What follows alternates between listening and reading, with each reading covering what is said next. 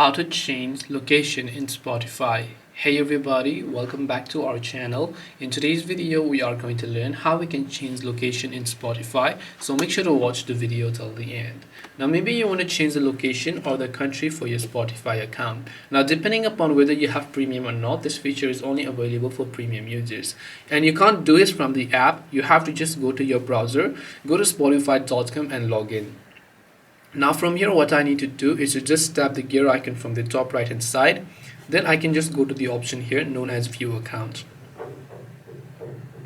And then once I go to the view account option here, now in my case I have a free account, so whenever I try to join the premium, by tapping the join premium option here, so if I tap on join premium and then I select my plan, right under this payment method, if you can see there, you can see one of the option that says change country. So this process can be done once before you join the premium. So you can tap on change country option here, change it to any of the other country that you prefer here, and once you have done that, you will be able to change the country of your Spotify account. Now even if you have a premium account already, then in that case when you come to the account management page, you'll be able to find your plan where you can tap on manage your plan and then change the country in that regard.